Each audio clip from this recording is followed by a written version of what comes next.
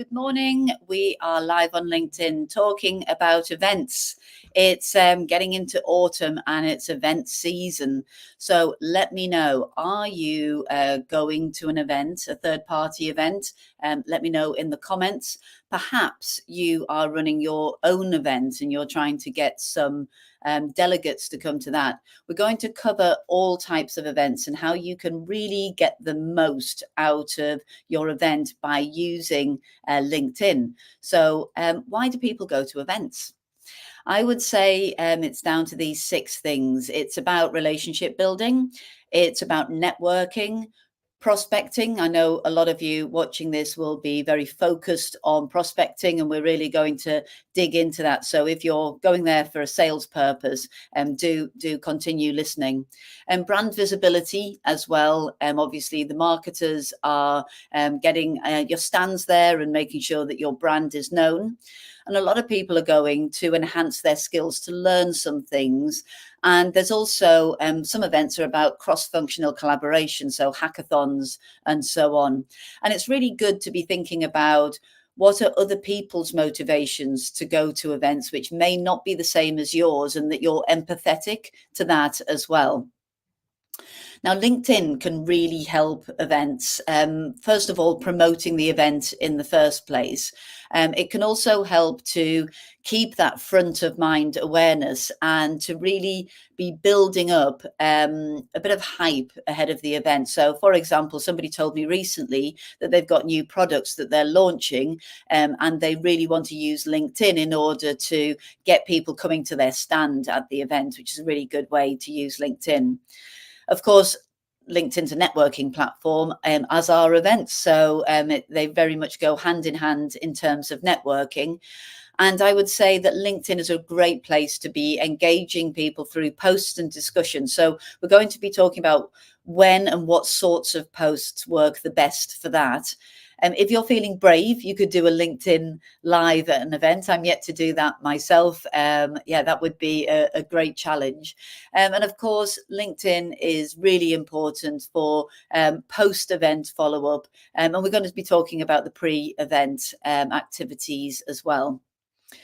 So if you're heading to an event and you're going to want to be putting the word out there, and I would say, particularly if you're doing it from a sales and marketing perspective, that you're going to want to try to contact individuals to really get their attention ahead of the event.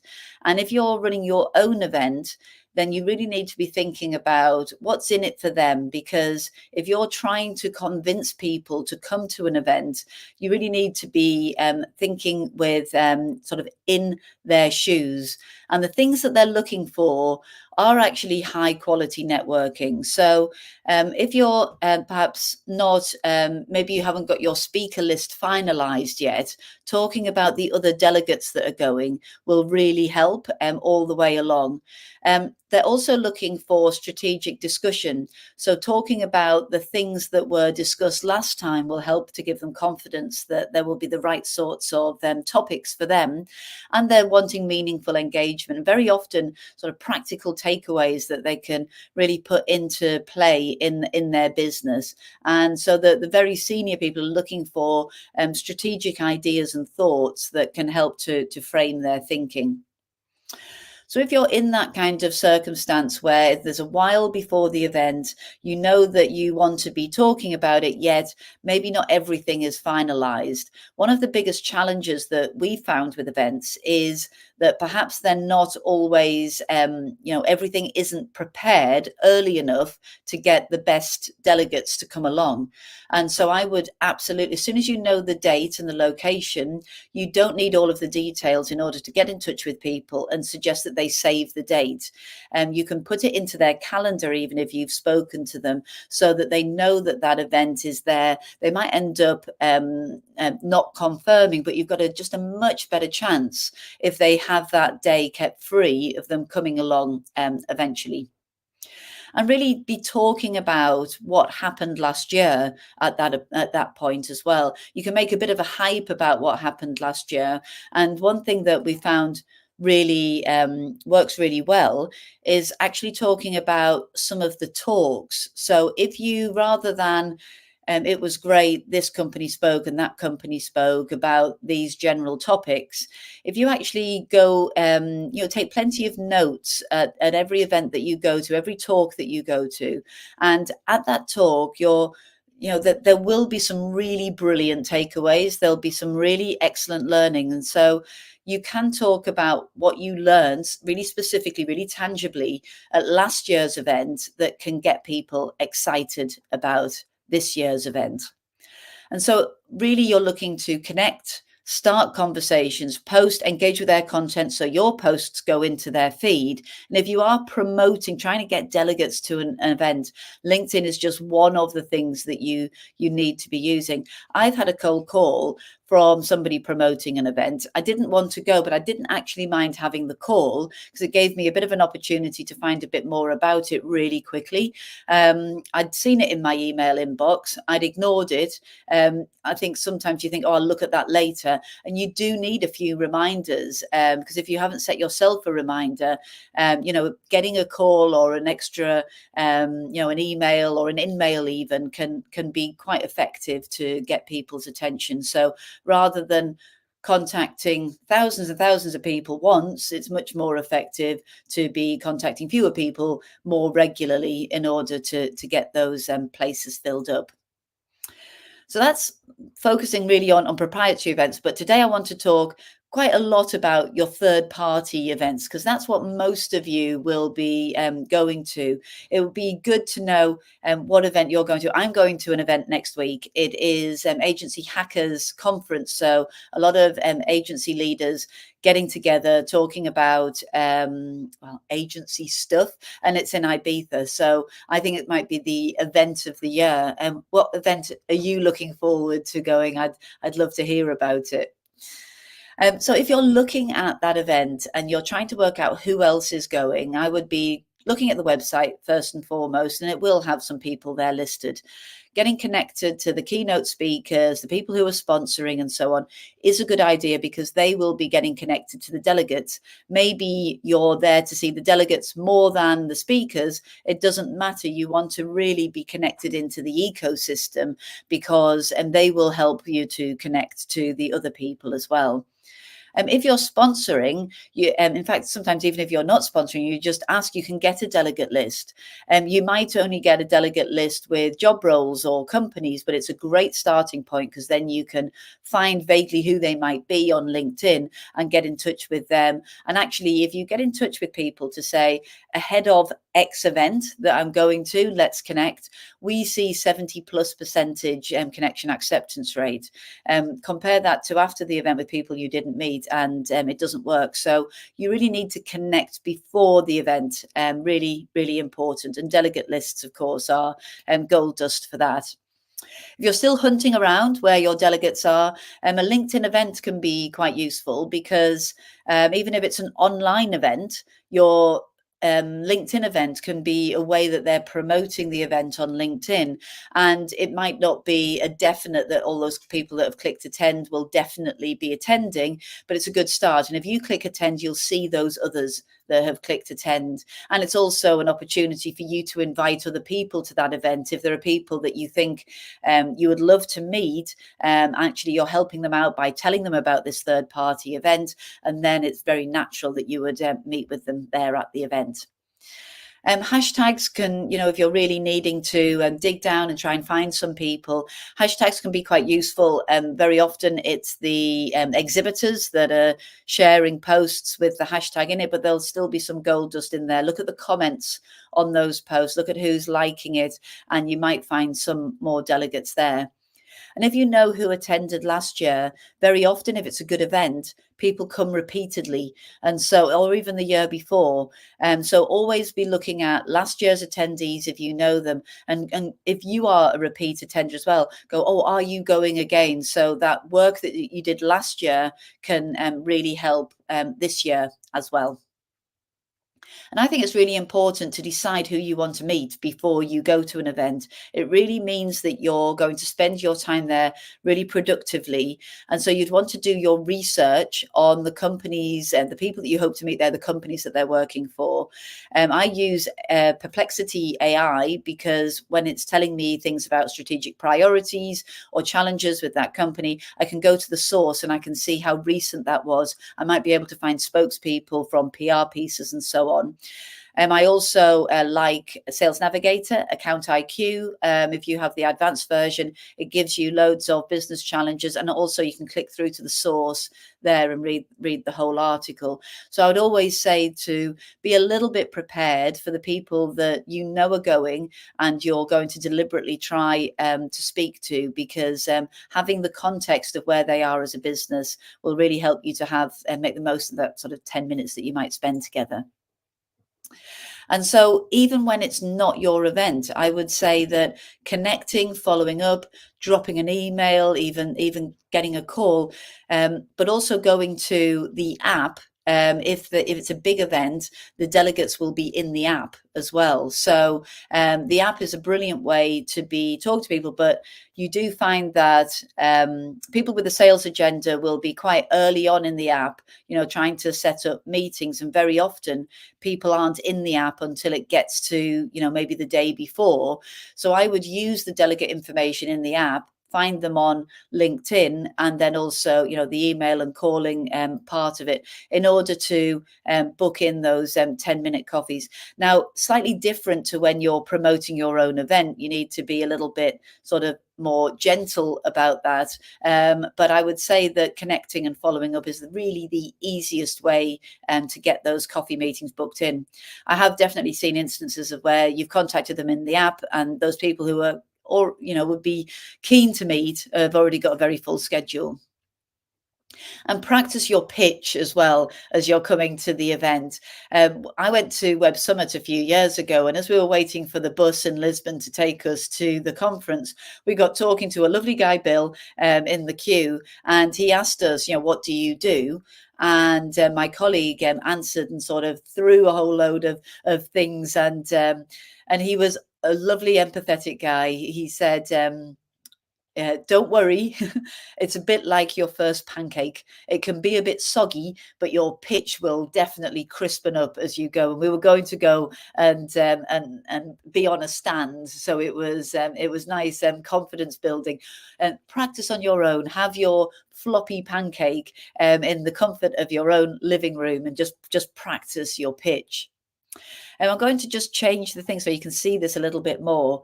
I have a recommendation if you're going to events, particularly if you're new at events or you want to clarify how you talk about and what you do. There's a book called The Jelly Effect.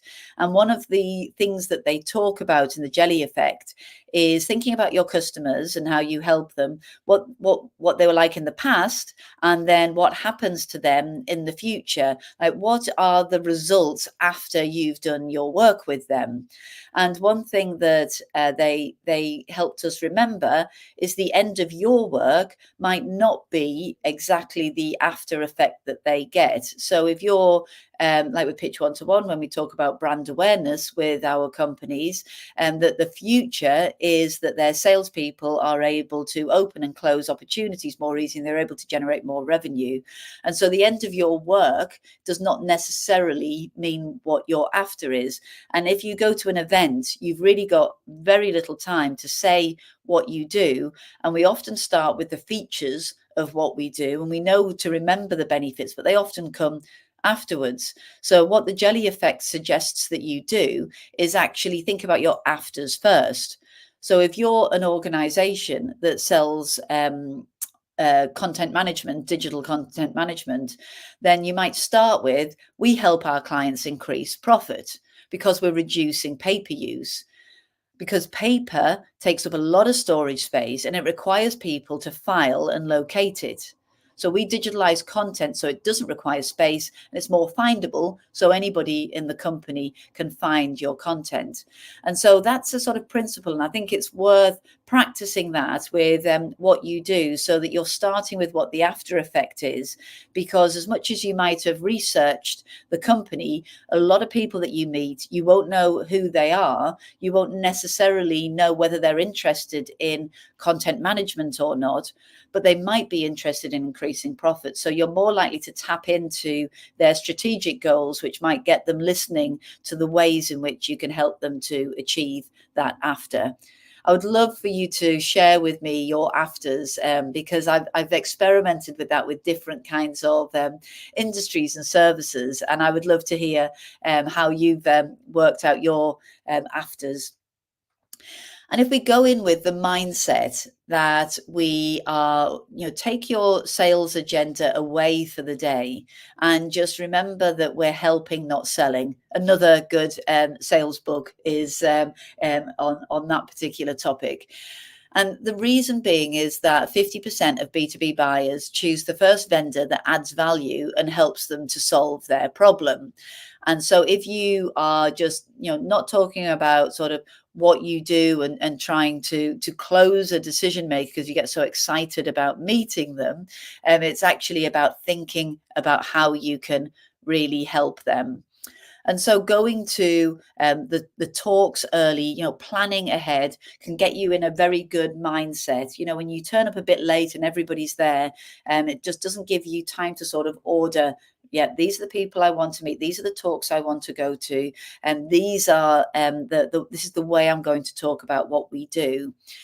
And when I was going to events years ago, I never used to go to the talks, and I now will make sure that I mix up my day to go to some of the talks, because if you don't go to the talks, you don't have the small talk about the things that you've heard and listened to, which makes you less of a peer when you're if you're trying to sell to delegates.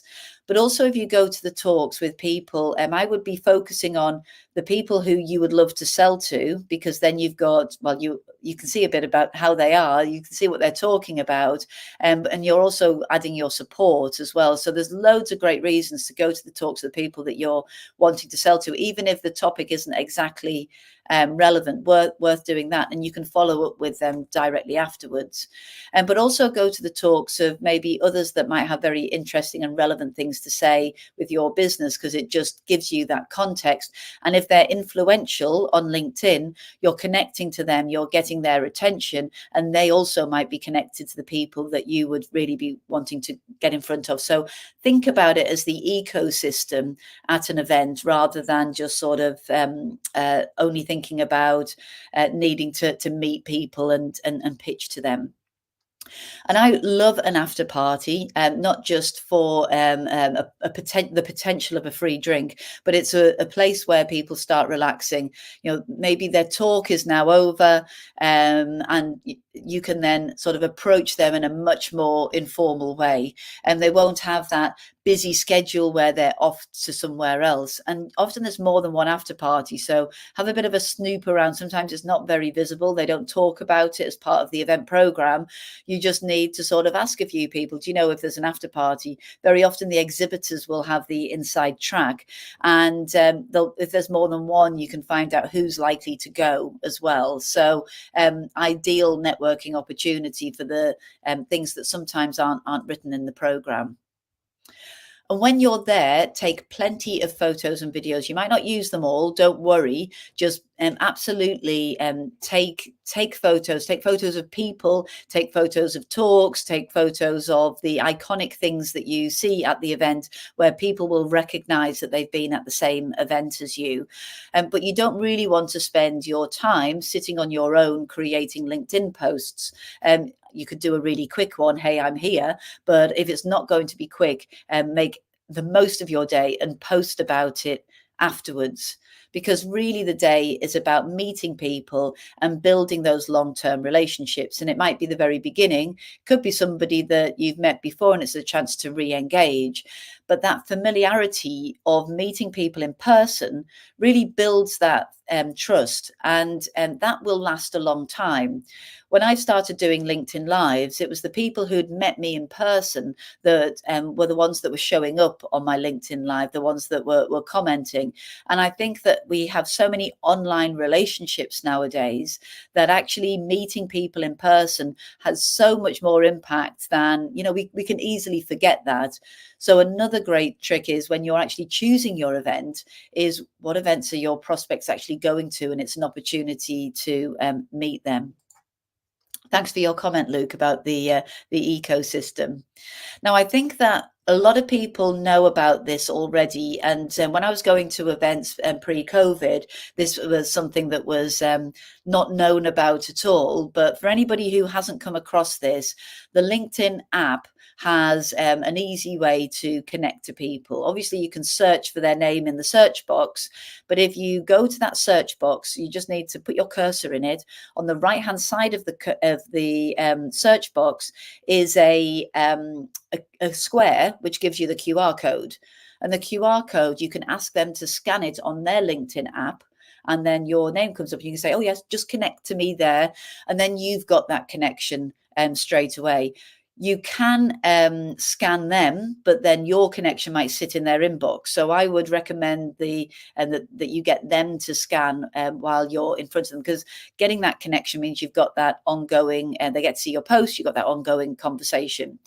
And Wi-Fi can be a bit of trouble sometimes at events, even tech events. And so I would, you can see here, you've got save to photos. So that's what it looks like on the right-hand side. And you can put it into your favorites so that if ever you're offline or you can't get hooked into that, you've got a QR code that you can give somebody else. And so after the event, you're looking to connect as well as follow up with the people that you met. Hopefully, you've already connected to them ahead of the event and it's a follow-up message. If not, it's a connection message. It's an email if you've got their email address, and perhaps it's a phone call because you've said to them at the event, I'll give you a ring on Friday and we can organize that conversation. And so you really need to be going really quickly, because those conversations, the memory of them die really quickly. So a prioritization is going to be really important. And then the people that you planned for and you really hoped to meet but didn't meet, then you need to follow up with those people as well. Shame we didn't meet. You will book online meetings with people who are, saying that they would meet you at the event and then didn't get a chance to do that. And then this post is a really common post that goes out after an event. Loads and loads of people do this. This is us at the event. These are the people that I met. This is the talk on stage. And they have little business value, but what they do is perform very well. And people are usually clicking through. Maybe one on the right's a PDF, the one on the left is multi-image. They're having a look to see if they're there. So do those posts, because if they engage, if they are stopping and looking at that post, they might look at your profile. It's creating that awareness of you, but also they're much more likely to see your next post in the feed that might be a little bit more useful. Now, I've spoken in previous lives about the algorithm mini bubble, and it really works in terms of events. And this is another thing. Thank you for your comment, Luke, about the ecosystem. It's another thing about the ecosystem. If you're connected to the organizers and the speakers and some of the delegates, you then get yourself into a bit of an algorithm bubble. And this happened really strongly with an event I went to in March, which was all about LinkedIn. So loads of LinkedIn fans. Of course, it would be a really, really strong bubble. But I'm seeing this work on every event if you do it well. Reason being is that your newest connections posts are more likely to come up in your feed, as well as the people's posts who your other connections are liking. So if somebody puts up a post and it's about the event, other people from the event start liking it, you start getting into that mini algorithm bubble, which means that your posts coming up in the future will be seen by the delegates and the people that you've connected with and engaged with. So I would be really aiming for ongoing engagement with the people that have been at the event. And then something else that can come later is, and this is another reason to go to a talk, is then you can post about a good topic, a takeaway, a use case, about something that an individual has made you think about at the event. It creates a lot of goodwill when you shine a spotlight on somebody who's been at an event and go, this person really made me think about that, really smart. And it's just a great way to create that goodwill and build that ongoing relationship. And you see, I'm talking a lot about ongoing and long term. So you do need to keep going back to those lead lists. It could be on a spreadsheet for you, and the app, it might it might uh, it might sort of be abandoned, decommissioned for that event. So I would be getting all of those that information out. For me, obviously, it's LinkedIn. I've got Sales Navigator, so it's a really easy place to save them, just to make sure that you're going back and doing that re-engagement. And the people that you met and you prioritize for follow up, you're going to need to go back to some of them again and again, because they might have been really busy themselves after the event. They might have hooked on a holiday onto the end of their event, as I am next week. And so, do remember that people are busy and you do need to repeat that activity of following up. So I've got a bit of a calendar that I thought might be quite useful. If you think that in purple there in the middle, you've got your event. More than 2 weeks out, you're connecting to them ahead of the event.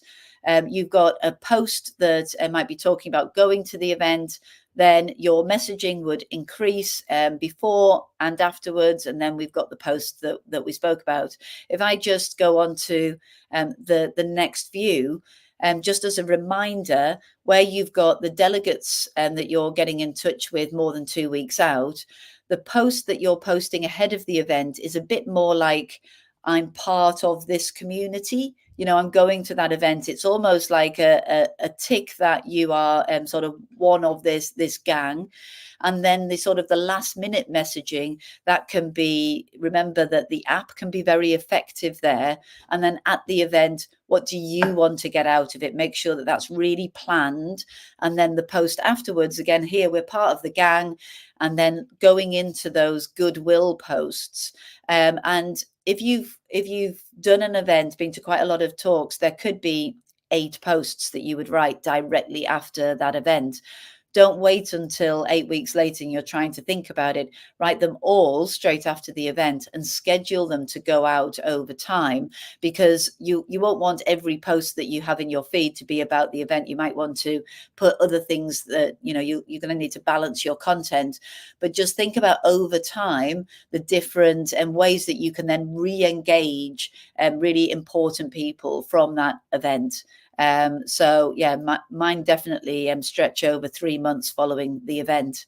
So you really can be making an event last, 4 or 5 months with that planning, pre-connecting and post engagement.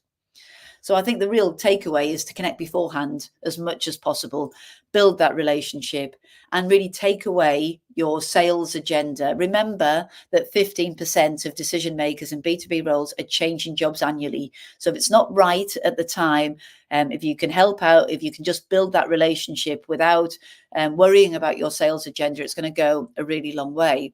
And don't just go after budget holders. For large sales, for deals to get over the line, we're looking at 10 to 20 stakeholders nowadays. And so anybody from your target company would be good for you to meet. And typically salespeople are only in touch with 1 to, I think the average on a large deal is 3.6. Whereas we know there are 10 to 20 people involved in that. So never sort of dismiss people from a company that you're working with to just start that relationship. You never know when that can help you out. So that is a few hints and tips. Hopefully that's not too exhausting, but if you're really wanting to get ROI from your events, LinkedIn is absolutely your friend. It's all networking. And so, any questions, any comments, please direct message me. Our next LinkedIn Live is going to be about AI and LinkedIn. So you can go onto my profile. My banner's always got the next event coming up and also my featured section. So as soon as we get that live, you can go to my profile profile and see that, or just give me a note if you want to be notified, and we'll make sure that you're sent an invite. So thank you for your time today. Let's get event ready.